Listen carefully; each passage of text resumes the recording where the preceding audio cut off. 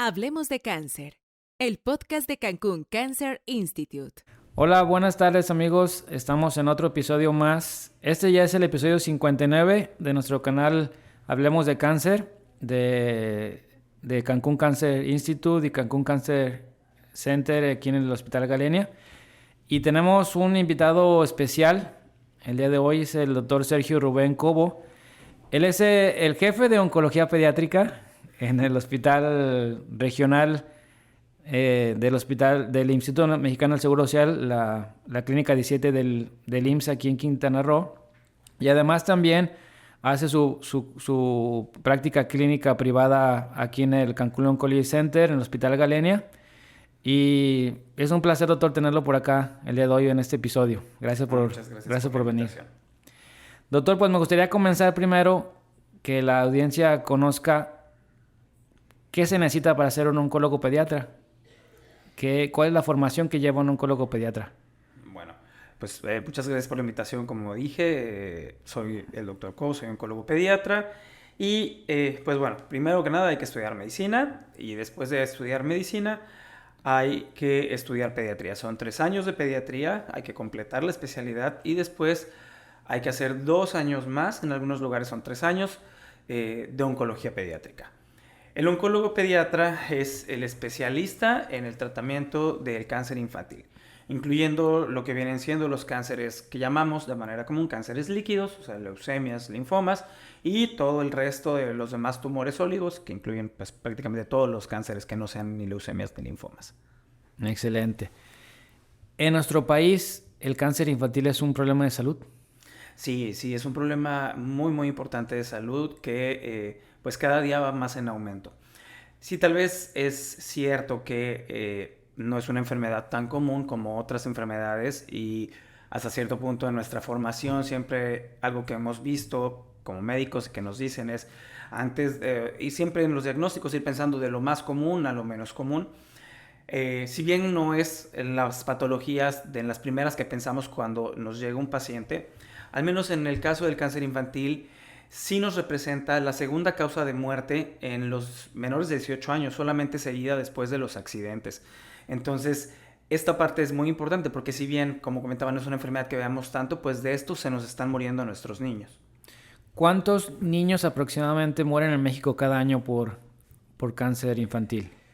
Hay una cifra, sé que de repente tenemos un subregistro de las enfermedades, pero hablamos, o la incidencia de cáncer infantil en nuestro país, de repente cuántos casos vemos al año en nuestro país. Aproximadamente estamos hablando que son de 4.500 a 5.500 casos nuevos de cáncer en menores de 18 años por año en todo el país. En todo el país. Hay ciertas regiones donde hay mayor incidencia de cáncer, hay ciertas regiones donde podrá haber menor incidencia de cáncer, pero de manera general se considera que esa es la incidencia anual de cáncer infantil.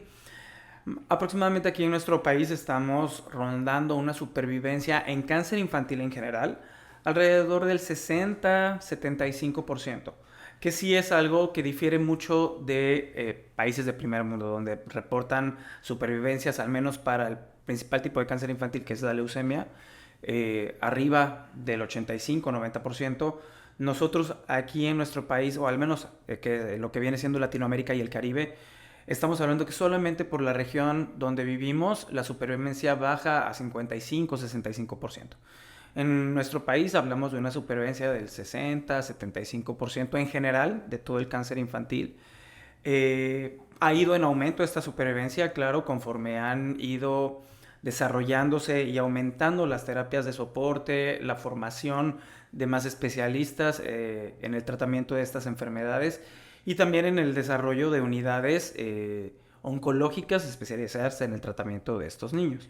Porque siempre he platicado que lo que menos hay son oncólogos pediatras en el país, ¿verdad? Porque habemos muchos cirujanos oncólogos, hay muchos oncólogos médicos, quizás pocos radiooncólogos, pero oncólogos pediatras, perdón, en el país, creo que no deben de ajustar ni los 200, 300. Somos menos de 300 oncólogos pediatras en el país. En el país. Sí, aparte están los hematólogos pediatras que también ellos tratan las leucemias y los linfomas, que es la parte común que vemos con ellos, pero al menos de la parte de oncología del tratamiento de todo el cáncer infantil, somos menos de 300 en el país. Y la mayoría pues están concentrados en los lugares o en las ciudades principales.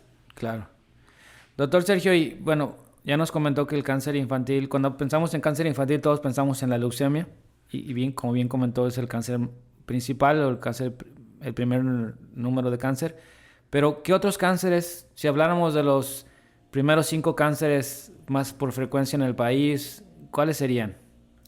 Pues, en primer lugar, como dije hace rato, la leucemia aguda linfoblástica por mucho años lleva siendo el primer tipo de cáncer infantil por frecuencia. Si juntáramos el 100% de casos de cáncer infantil, estamos hablando de que entre el 30 y 40% de los casos de cáncer infantil van a corresponder únicamente a casos de leucemia aguda linfoblástica. Ya después el porcentaje de cáncer pues va siendo menor en cuanto a los diferentes tipos de cáncer. El número 2 y el número 3 en cuanto a frecuencia generalmente se pelean siempre el segundo y el tercer lugar a nivel internacional, que van a ser los linfomas y los tumores del sistema nervioso central. Aquí en nuestro país empezamos primero, en segundo lugar tenemos a los linfomas y luego a los tumores del sistema nervioso central. En otros países está en segundo lugar los tumores del sistema nervioso central y luego los linfomas. Y ya después en cuarto, quinto y sexto lugar vienen ya tumores que ya no son tan frecuentes, corresponden a menos del 10% de los casos de cáncer infantil, como el tumor de Wilms, el hepatoblastoma, el neuroblastoma, el retinoblastoma, la histiocytosis de células de Langerhans, pero principalmente el osteosarcoma, el sarcoma de Jugend, son principalmente los tumores. Pero ya considerando estos primeros 3, en realidad todos estos demás tumores corresponden a menos del 10% de los casos de cáncer infantil. ¿Cómo estamos propiamente en el destino en Quintana Roo? ¿Estamos dentro de esos parámetros nacionales o somos alguna zona endémica de algún tipo de tumor en especial que llame la atención por acá? Aquí en el hospital, al menos donde en el IMSS, la mayoría de los casos pues corresponden igual con la estadística internacional reportada, que son casos de leucemia aguda linfoblástica. Sin embargo, sí, probablemente en cuanto al lugar de los tumores del sistema nervioso central, no tenemos tanto reporte de casos en nuestro servicio. Hay más, por ejemplo, casos, hemos visto de osteosarcoma en nuestro medio aquí en Cancún, que de tumores del sistema nervioso central, que sí difiere un poco con lo publicado internacionalmente, pero en realidad somos un servicio reciente, empezamos en el 2021 con un solo paciente, entonces creo que falta todavía un poquito más de tiempo para poder establecer un patrón en cuanto a la incidencia de cáncer aquí en el estado. Excelente, excelente. Doctor, para la audiencia, creo que esta pregunta sería interesante para todos los papás que nos escuchan. ¿Existen signos o síntomas que nos pueden dar como una bandera roja de ponernos en alarma? Es decir, si nuestros niños detectamos que tienen un problema de este tipo, quizás hay que acudir con un experto, con un oncólogo pediatra, porque pudiera tratarse de cáncer. ¿Hay signos tempranos o signos sugestivos o relacionados con el cáncer infantil? Sí. Generalmente los síntomas al inicio del desarrollo del cáncer infantil, de cualquier tipo de cáncer infantil, son algo insidiosos. Malestar general, puede haber fiebre, pero conforme va progresando ya son síntomas que se salen de lo habitual. ¿Sí? Ya son síntomas que, por ejemplo, la fiebre puede ser que esté persistente a pesar de que no haya un foco infeccioso. Moretones que salgan en regiones donde no es normal los traumatismos. En niños es algo difícil porque pues, los niños andan corriendo, jugando, y es normal hasta cierto punto que puedan llegar a tener ciertos hematomas en las zonas de trauma, que es generalmente de las rodillas para abajo. Pero que tengan algún hematoma en alguna región donde generalmente no tienen algún traumatismo, en el abdomen, en la espalda, en los brazos, pues es algo que nos debe llamar la atención. El sangrado, epistaxis, gingivorragia, son cosas que no deberían de pasar y que también pues deben de buscarse la atención. No es que la primera causa sea cáncer infantil, pero es algo que debe de llamar la atención para buscar una atención y descartar que pueda ser algo orientado al cáncer. Algunos cánceres pueden cursar con manchas blancas en el ojito que se pueden detectar con alguna foto con flash, como es el caso del retinoblastoma.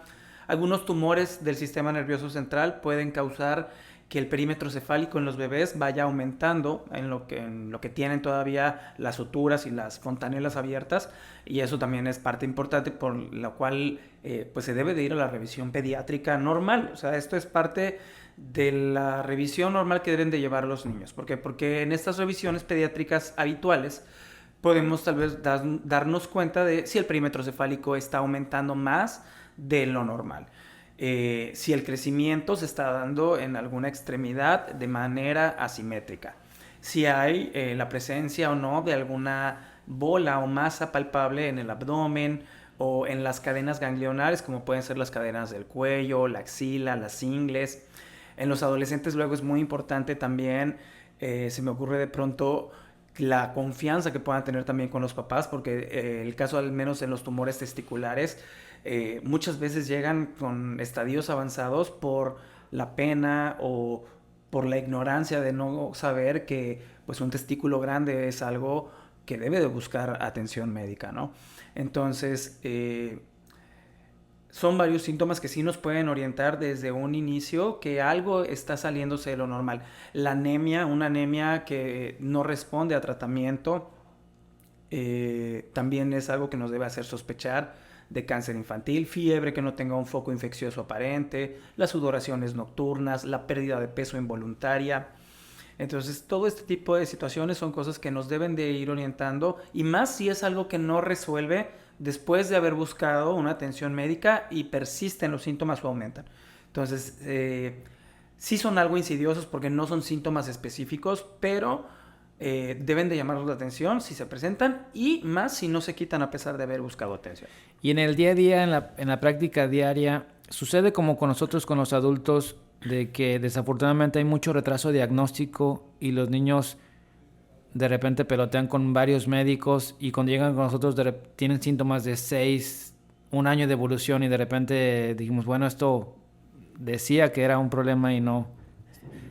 Sí, en ocasiones sí hemos tenido esta parte. Puede ser por tanto parte del desconocimiento de los datos de la enfermedad, puede ser también por falta de haberle dado el interés propio a los síntomas que presenta el niño, pero sí hay cierto retraso en el diagnóstico. Al menos con la leucemia en ocasiones es difícil poder determinar si llegan a tiempo, ¿no? Por la velocidad de la presentación de la enfermedad. Muchas veces puede ser en una semana la instauración del cuadro. Pero generalmente con los tumores sólidos, con eso sí tenemos un retraso en el diagnóstico de los tumores sólidos, y la mayoría de las veces llegan ya en etapas avanzadas, en etapas 3, 4, en las cuales el tratamiento es más complicado, las toxicidades asociadas al tratamiento y las complicaciones asociadas al tratamiento son más intensas, y por lo tanto también el pronóstico no es el mismo que si se pudieran detectar en una etapa más temprana. Correcto. Doctor, esta pregunta me había prometido que no le iba a hacer, pero creo que la gente va a querer escuchar. ¿Cómo estamos en cuanto a tratamientos para el cáncer infantil? Porque fue muy sonado durante esta administración que dejó de haber medicamentos para los niños, que nuestros niños de cáncer no tenían los tratamientos completos. ¿Ha mejorado esto? ¿Se espera que mejore? Se espera que mejore. Hemos tenido, en el último año al menos, mejor disponibilidad en el acceso a los medicamentos, incluyendo anticuerpos monoclonales. Todavía nos falta bastante, tanto en cuestiones de diagnóstico como en cuestiones de tratamientos dirigidos, pero creo que vamos avanzando. Sí es una cuestión algo compleja por el hecho de que uno como médico y uno como persona que nada más indica el tratamiento, no ve esta parte de la cuestión de, por ejemplo, la evaluación de la eficacia de los medicamentos externos, de qué tanto porcentaje de biodisponibilidad va a haber de ciertos medicamentos contra otros. Entonces, en ocasiones sí es algo difícil, porque también me ha tocado la parte de tener el medicamento, o sea, por alguna otra circunstancia u otro medio, tener el propio medicamento y buscar en internet o buscar las referencias de este medicamento, y resulta que el medicamento tiene una eficacia o una biodisponibilidad al final del 10% por ser una marca que no es la adecuada en cuanto a calidad. Entonces, Sí. esa parte en ocasiones sí es algo complejo, porque no, o sea, si vas a dar un medicamento que tal vez no cumple los criterios de calidad, pues tal vez lo mejor sea en ese caso no darlo, pero y también implica la parte del retraso en el tratamiento. Entonces, sí es una parte algo compleja. También el acceso a otros tipos de tratamientos es algo que en lo que se debe de mejorar también, por la parte también no solamente de la quimioterapia, sino la parte de los tratamientos que no son quimioterapia, como la radioterapia o el propio tratamiento quirúrgico, que también hace falta todavía más, al menos en la parte pediátrica, nos faltan más cirujanos oncólogos pediatras que puedan resolver de verdad este tipo de patologías. ¿Por qué? Porque el simple hecho de ser cáncer implica que debe de ser operado por un cirujano oncólogo, ya sea pediatra o de adultos, pero porque cambia el abordaje quirúrgico y también para nosotros como oncólogos médicos cambia hasta cierto punto incluso la estadificación de la enfermedad. Entonces sí también hace falta pues toda la parte del tratamiento, tanto la quimio, pero también parte importante de las terapias alternas como la radioterapia o la parte quirúrgica. Correcto. ¿Existen oncólogos pediatras infantiles en nuestro estado, en nuestro medio? En Quintana Roo, me parece que en Chetumal hay uno, aquí en Cancún no. Por parte institucional, Entiendo que es una especialidad joven que... sí, es una especialidad joven, son 4 años para empezar de pediatría, o sea, el cirujano pediatra debe ser pediatra, 4 años, son 4 años más de cirugía pediátrica y son 3 años más de cirugía oncológica pediátrica. Entonces sí es algo pesadito, son pocos en realidad en el país. En el país. Y pues los que hay en el país, la realidad es que están basados en los lugares de alta demanda. Los hospitales escuela los para... hospitales escuela, hospitales de referencia para el A manejo nivel de este nacional. tipo de patologías. Correcto. Doctor, ya para terminar, ¿qué tanto es el apoyo de las fundaciones para apoyo con niños con cáncer en nuestro medio? Es súper importante, no solamente en nuestro medio, a nivel internacional, algo que se ha visto mucho es que ningún país, así sea el país más desarrollado, llegaría a los resultados que tiene en cuanto al manejo del cáncer infantil sin el apoyo de las fundaciones.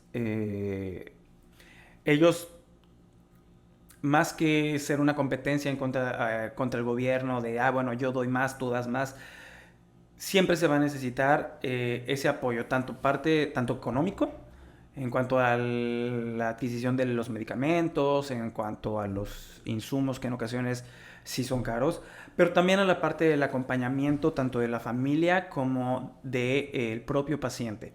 Y en un futuro, cuando el paciente termine el tratamiento, también en la reintegración de ese paciente a la sociedad.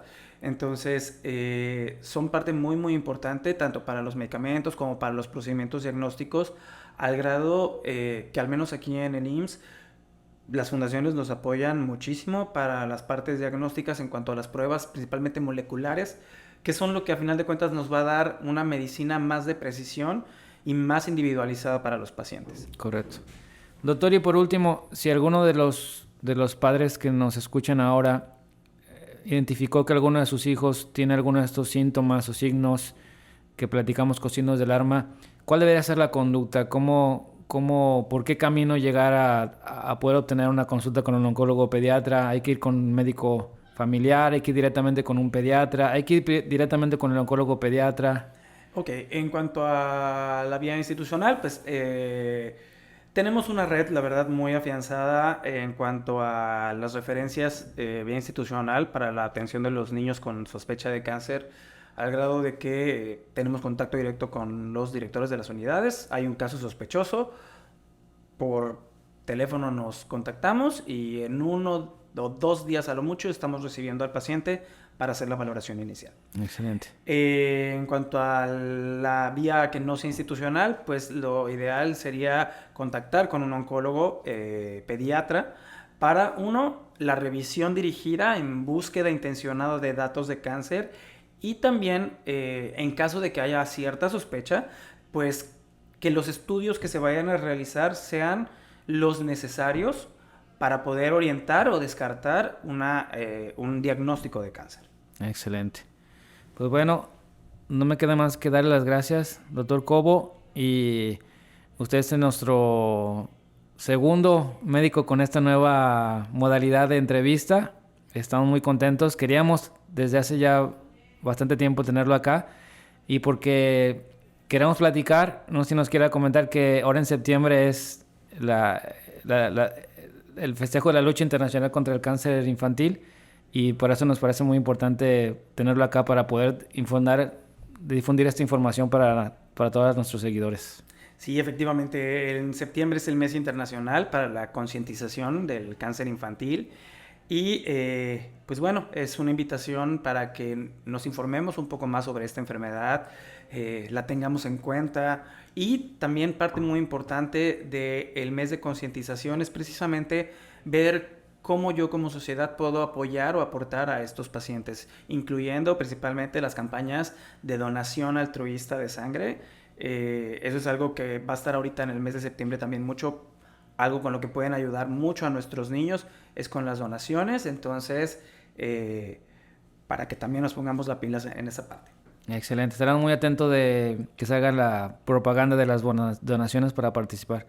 Doctor, muchísimas gracias por tenerlo aquí y espero que esta sea la primera de varias entrevistas. No, ya platicaremos de temas, seleccionaremos ya temas particulares para platicar porque la audiencia está muy interesada en conocer los temas de cáncer infantil. Muchísimas gracias por venir. A la orden y muchísimo gusto. Gracias. Hablemos de cáncer, el podcast de Cancún Cancer Institute.